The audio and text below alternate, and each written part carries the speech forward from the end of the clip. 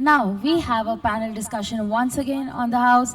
So for the same, I would like to introduce our moderator. So the moderator is not a new person for you all since he has already done a presentation earlier.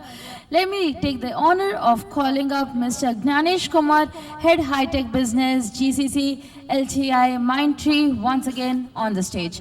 And we are going to have a panel discussion on the topic, the future of work in the age of AI, convergence of AI and other emerging technologies. I would like to take this opportunity to also introduce our panelists. Ms. Sapna Singh, Head of Customer Experience Management and Trademarks, ITC Limited. Mr. Sandeep Kutty, Senior Director Operations, Conduent. Mr. Ajay Pandey, Head of Engineering Assurance, Wipro Digital. Mr. Muthanna, Thammaiah, Allaranda, Director and Engagement Service Delivery Lead, Cognizant. Mr. Arumugam K, VP and Business Head, Digital Transformation Services, Mphasis. Let's all put our hands together and welcome our moderator and panelists on the stage. Can we all welcome them with a round of applause, everyone? Thank you, everyone, and thank you, Gainskill Media, for putting me to the spot again. So, yes, I want to thank you for being a beautiful audience. You have been patient. What a beautiful show by so many presenters, so many thoughtful discussions that we have. And trust me, I'll try to wind this as quickly as possible. So we will get straight to the point. I've prepared certain questions and we can go through it randomly, and we may have another last 5 minutes to probably from the audience coming in. So, Muthanna, I would start with you, if that's fine. So how do you define the future of work in context of AI and emerging technologies? And if you can also give us an outlook of next 3 to 5 years in the broader terms. Sure. First of all, thanks for having me. Thanks, Gyanesh. So, see, I think it's a pertinent question, right? Because this is something which what we have heard through the day today, and we've heard quite a bit about emerging technology. So we all probably agree that things are going to change. The landscape completely is going to change. Now, let's just tightly think about in terms of what we have done in the last 10 years first, just taking a step back. We had pretty much automated quite a few stuff, right? Say, for example, we managed to get the data together from different sources. We have, in fact, looked to use tools like RPA, IPA, and so on.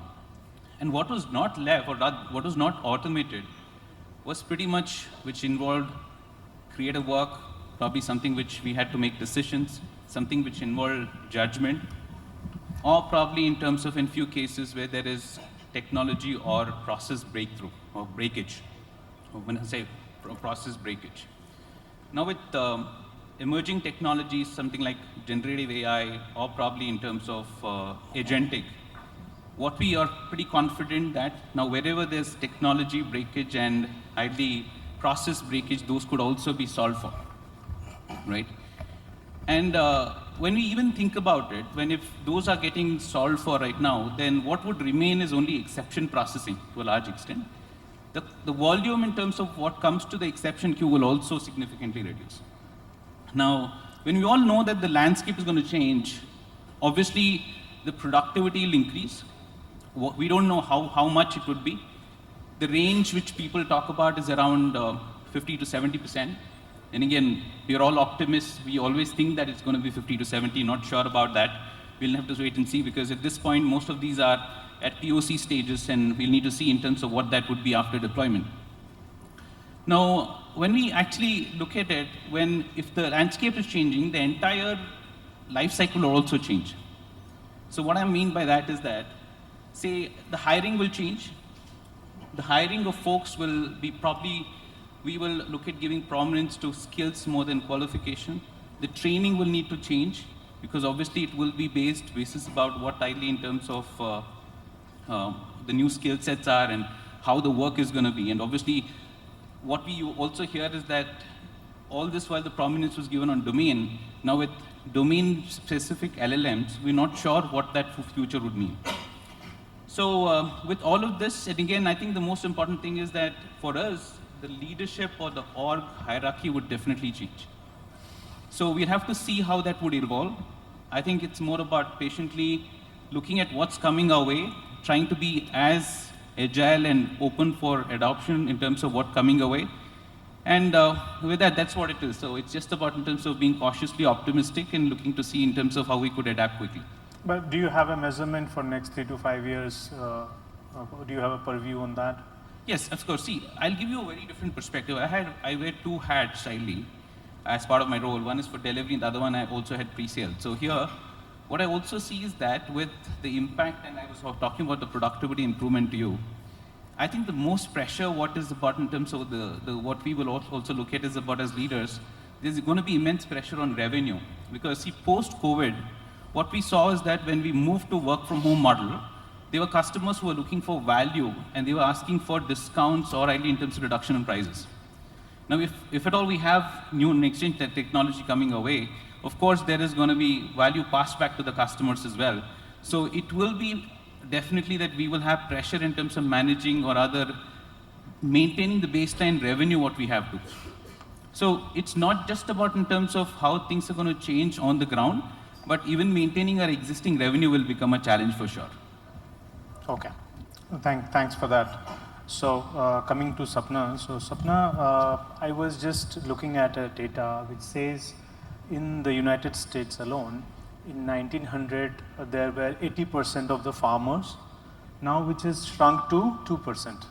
So 2% of farmers being in United States, which produces all of this food and stuff. The roles have evolved, right? They are not sitting idle or they have not perished. So they've evolved to some other better roles that they do today. So how do you look at the change of roles now with this AI being in the picture? Right.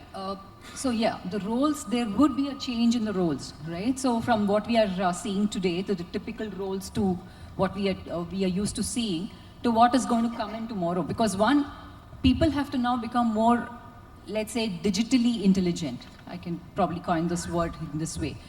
So one, the use of AI itself, that kind of, the nuances of AI, somebody has to learn. So I think some of the keynote speakers as well spoke about it, right? So they have to understand what is it that's going to come in for their industry, their kind of industry.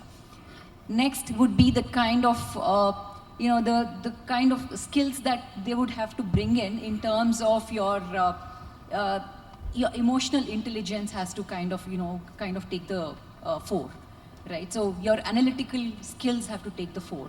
So here it's no longer, so the mundane task will probably be done by the system or your technology, but there has to be a marriage between the technology and the human. So there is that bit of it which has to come in. And that is where these kind of skills will have to start evolving or improving, where people think about this emotional kind of intelligence coming in, or it could be the creativity part of it coming in. So these kind of things will have to kind of take up the, these would be the four, right? So that is what I think would... Yeah, so we all saw those movies of old times, Terminators and all of those, where there had been a blend of technology with human. So do you have some specific roles in mind that probably will have a Gen AI, executive who would have some intelligence coming in from the technology and some pouring in from the emotional and ethos side that you're trying to highlight? Something like that probably the users the audience can take away? So I'm sure, there are many roles like this, which would kind of start taking up the fore, right? So yes, the part where, somebody brings in, so all the repetitive tasks go away. So there is no such thing as somebody who will be able to kind of, look at whatever we are doing, like a customer service professional today, whatever repetitive tasks or what is day to day they keep coming across. So those things don't need to be there because when the system takes it over, right? So there is that part where still somebody needs to kind of be there, just to look at the what do you call that? The kind of the intelligent aspects have to come in. That is where the human aspects have to come in, of course. So these kind of areas where then your AR, this automated the reality bit of it, the VR part of it. So these are the areas where I think you will be able to kind of bring in these kind of skill sets into the Thanks, system. thanks, Sapna, that helps. So coming over to Sandeep, so Sandeep, if you can put some light on what is the role of leadership in driving the digital adoption, and how do we manage that human tech collaboration, probably something that Sapna was trying to indicate. Yeah, thanks. First of all, thanks for having me. Yeah, I think very interesting topic, right? I think the future definitely would be a hybrid model where technology will obviously continue to play a larger role as we kind of go into future years. And then the manual intervention would be more restricted to things like programming a bot, right? And then managing it and also doing some QA, right? So we need to be definitely ready with regards to the workforce that we identify, the workforce we get themselves ready for the future requirements. Technologies that we use today, some examples, we had multiple speakers giving example of what is there today in the industry. I would like to give a couple of examples that we are right now using, and I'm part of a CX management team, a huge CX management team. And this is something which we kind of discuss every day. What is the new technology that we have? And I think our theme today is also to explore what we have in the market, and then obviously learn from what we have, and then how we can cross-utilize, right? One very interesting tool, obviously along with the chatbots or the voice automation, I think the accent translation, and that's in real time. Right, that's one of the new, very interesting tool that we are using now. A simple example is today I have a client which is based off North America, US, right? And the customers calling in are obviously from US. And then the team supporting them, or the CX team that we have, is based out of, say, India or Philippines. Till about like 6 months back, we always had a perception that what happens to the accent, right? When somebody is responding back on the call, would that be something completely acceptable for some of the customers, right? Not everybody. So with this tool, what happens is there's a real-time voice translation. So Indian associate, agent, whatever we call them, they speaking, the voice would be translated real time, and the person in US would actually hear it in a US accent. And there's another thing to this, there's also a reverse translation, right? Which means that somebody speaking in a US accent from US, and the agent who is hearing that can hear in an Indian accent, right? So that's kind of a big game changer for us. That's helped us to really do the right shoring, or just ensuring that we don't need to have the operations in a particular location, but we can obviously have it in location which makes most sensible to the cost related aspects, right? So I think that's how the future would be. There would be more technology coming in. I think we need to also be careful about how we pass this on to our employees, right? Our teams. Because there's always this perception, and we keep hearing, what will happen to my job with AI, right? I think by now we all should be educated enough, should have enough knowledge, and we need to ensure that our team is also aware of it. Excuse me. That AI would only help in doing their job or getting their job completed, right? It's not going to take away any job. It's just going to make it easier for the employees to get their task completed. Like, I think, again, I would like to give an example of a recent launch with regards to the QA, right, the quality audit. And you all know in the CX world, the auditing is a little tricky because there's no right or wrong, right? You're kind of auditing based on somebody's, if somebody has shown empathy, right? If somebody is kind of doing the right greeting or closing the call, right? There's nothing like, okay, you have a wrong payment approved, right? There's nothing like that in voice industry. So it's mostly, it's a lot of perception which determines, about the quality. So we have now automated quality system, right? So there's no manual requirement. The system automatically does the audit of the calls, and it's like obviously quick. We can then we get like 10 people's job done in like a couple of minutes, right?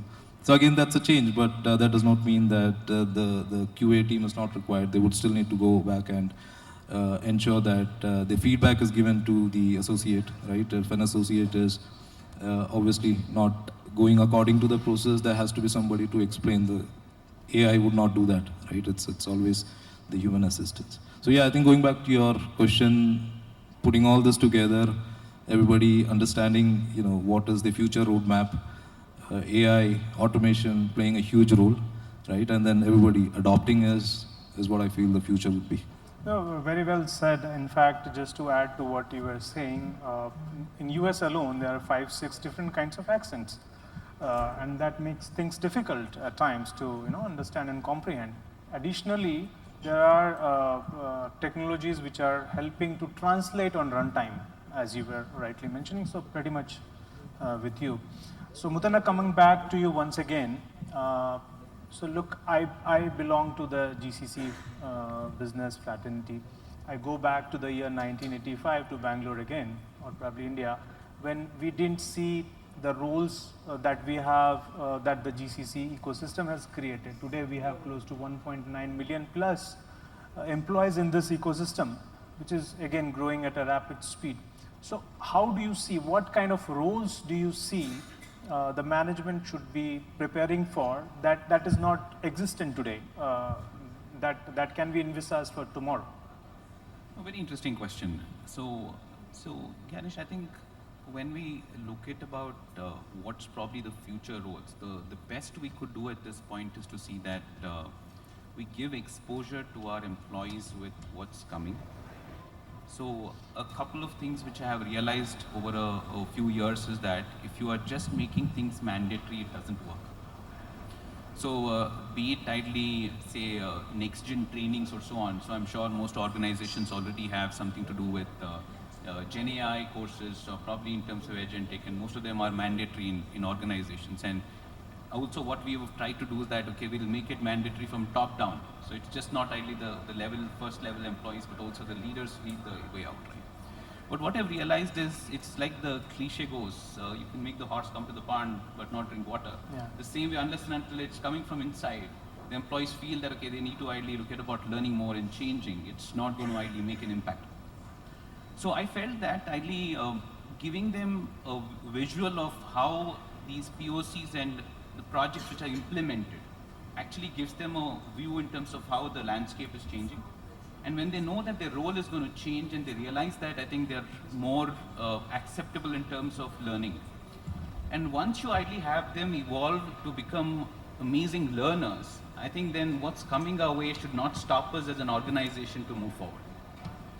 So that's something which ideally I have realized. And the key point is that how ideally the leadership, the role of leadership will change to being more enablers, so that we are not ideally putting controls everywhere to see in terms of something is done, rather just about talk to them, understand what there it is, and what Sapna mentioned about emotional connect and intelligence is very key here, so that we are able to make them feel this is an important change, they're part of ideally a larger revolution which is driven by technology, and how they could participate in that. So I think that's something which is very, very key. And I feel with certain steps around this to make that, okay, how people can consume the content more freely will become easier, and how we can prepare them for the future. Thanks a lot, Muthanna. Ajay, coming straight to you. So what do you think, how is the convergence of all of this AI with technologies like IoT, blockchain, AR, VR is transforming the way we are working? Okay, so before I get to that, I would draw comparisons between 2-3 analyst reports. The first analyst report is Gartner. Gartner says that AI will be adopted by 75% of BPO companies by this year, 2025. There is another subset of that report which says that agentic AI will be adopted by 75% of top tier 1 companies in BPO. So if you see, AI is the biggest disruptor. I mean, it is like I think one of the speakers spoke earlier also that 23 just started, 24 was picking up. Now it has come. It is not like those metas of the days. Meta came. Right. We thought it will come heavily, but probably AI is there. Correct. Please. Yeah. So, and another analyst report, which is HFS, Horses for Sources, many of you know that. They talk about autonomous BPO, right? Which has human in the loop. It is not the other way around, right? Where we have AI in the loop kind of a thing. It's an human in the loop. Now, if I kind of correlate all these things, right? The first thing, okay, let's go with the same names like IoT, what you mentioned, IoT blockchain and thing, right? IoT, smart sensors, right? Like what Wipro does in BPO, for example, right? It collects the data, smart appliance from your refrigerator, it sends the data back to the BPO. If there are some issues like compressor issues, it automatically logs ticket, right? And then you don't have to do anything. It is kind of a self-healing mechanism. It takes care of it analyzes, it predicts failures, right? Similarly, blockchain. Mphasis has something called AI-driven KYC solution on blockchain. Very secure processing, right? Teleperformance BPO, right? That BPO has something called a virtual training ground, which is on AR, VR, right? Where you can simulate the stores. Agents are trained on something. That's the whole concept about augmented reality and virtual reality. I would also like to point out 3 more technologies. 5G. I think some of the previous speakers spoke about real-time language translation. Now, if 5G comes up in full speed, if it is adopted, it can happen in real time. Somebody could be speaking in their native language and it could be translated to English in real time, right? Similarly, quantum computing. Now, quantum computing, while it is in different stages of being implementation, it is again, BPO has picked up like anything, like, right? You have quantum cryptography, you have quantum machine learning, which IBM and Google are working on specifically for BPO. Call routing, which is another thing which is being worked upon, right? The last thing many would not have heard about, but I still want to talk about is neuromorphic computing, which is like mimicking your brain in a chip, right? Now, why this technology?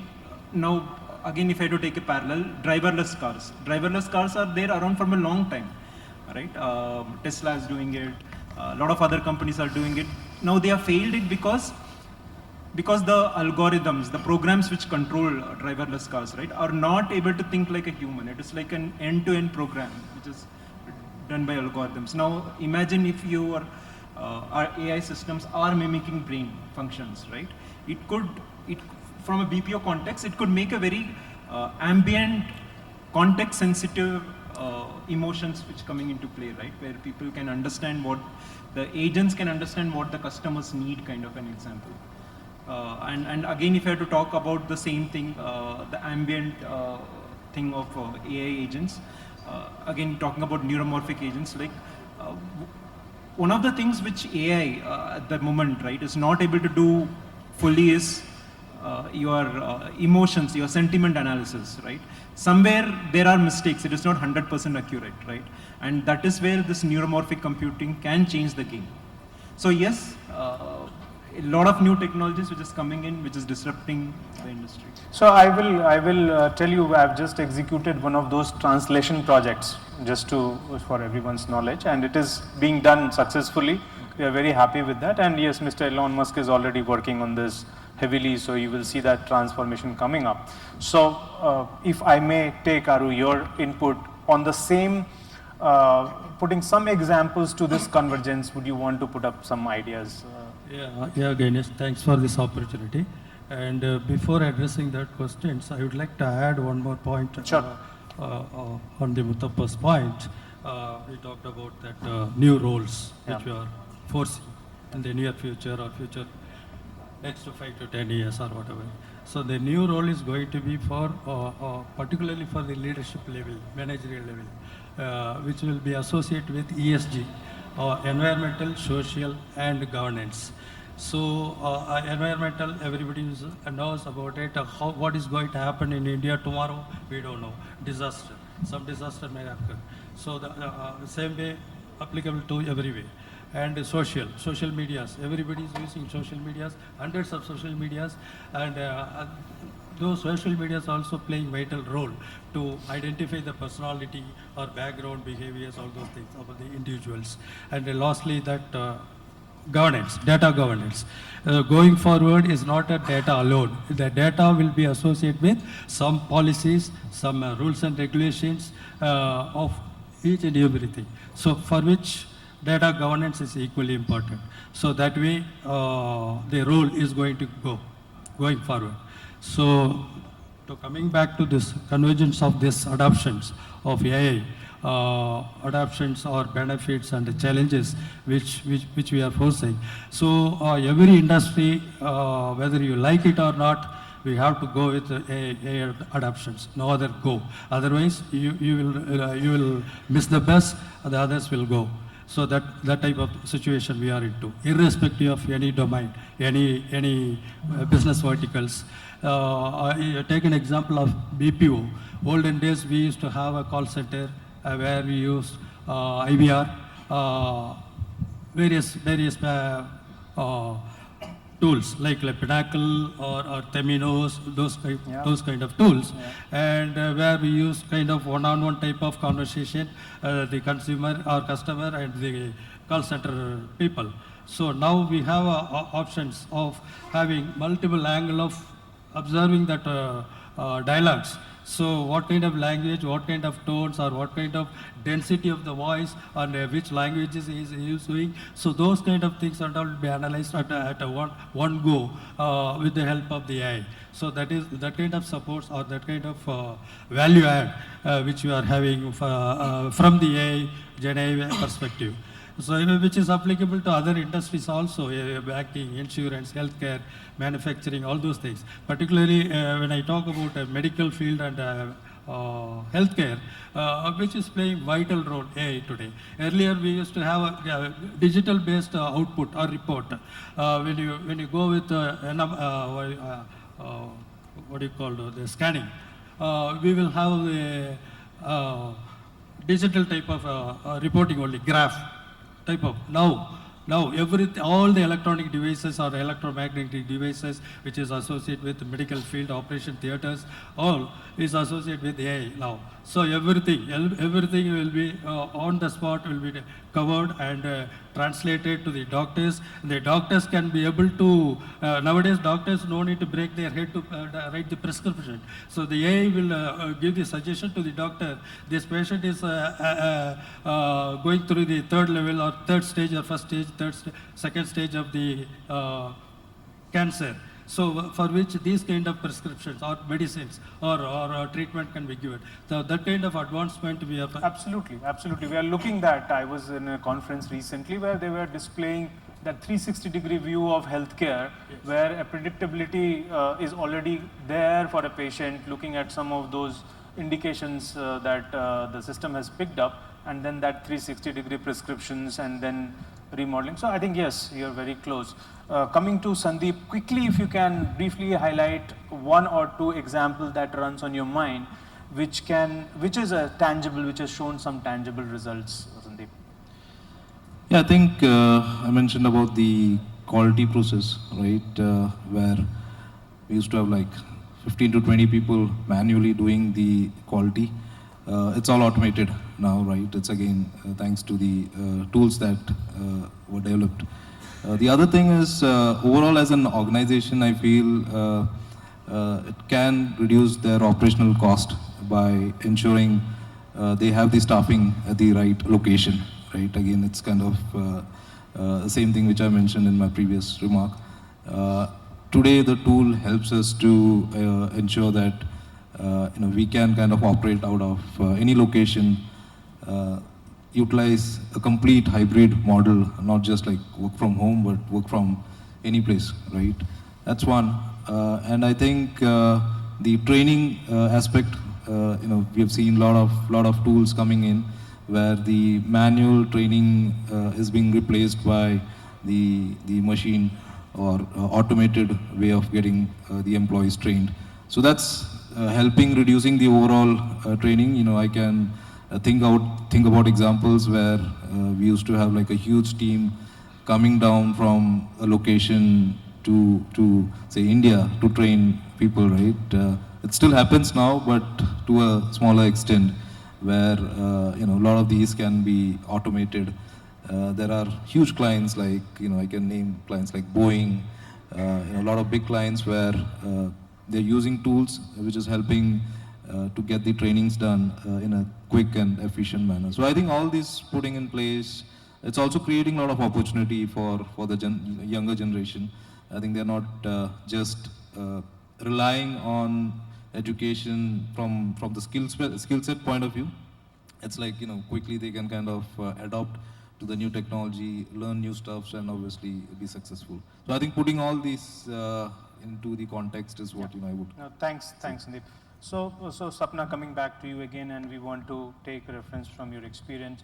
So quickly, most critical skills that you see around this AI, Gen AI and stuff coming in future, and any upskilling, reskilling that you would want to highlight to the audience. Absolutely, yeah. So with the kind of AI coming in, so the skilling part of it for humans would have to change, right? So you will not continue to be in the same domain. Somebody spoke about it even during a keynote.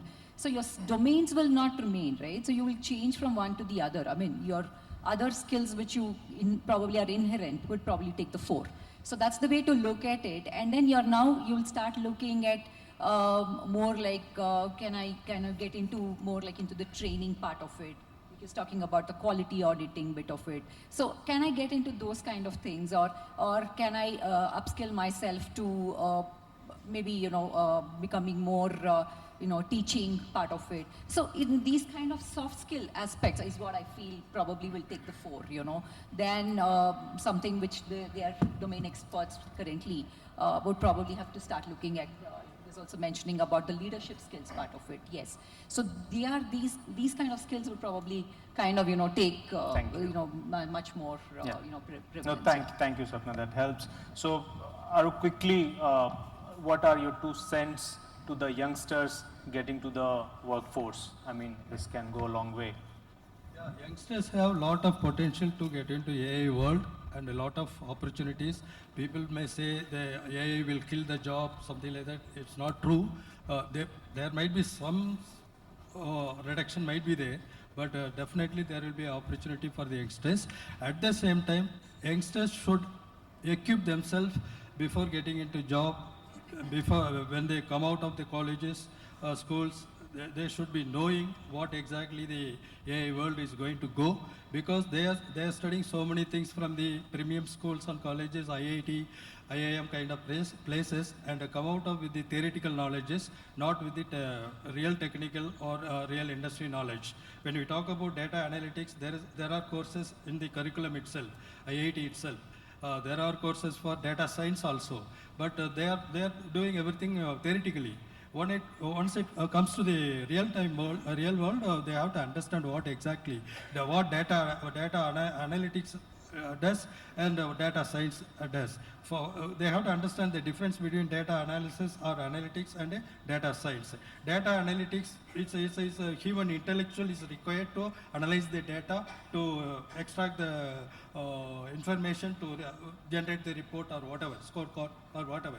So when you do the data science will provide privileges to understand the data itself. What is the pattern of the data? What is the behavior of the data? What kind of statistics and algorithm can be developed from the data? So what are the business problems for which what kind of algorithm to be developed? These kind of awareness to be taught by the colleges or schools or industry itself. So that is the need, or that is the requirement for the young workforces nowadays. So, yeah, this one. Thanks. I think we are already on time and we are between the lunch, so I don't want to, drag it any further. So thank you so much to dear panelists, and thank you for the audience. Thank you. We'll conclude here. Can we have a huge round of applause for our moderator, Mr. Gyanesh, Kumar, and all our panelists. And to do the honors of felicitating the panelists, I request our moderator, Mr. Gyanesh Kumar, to do the same.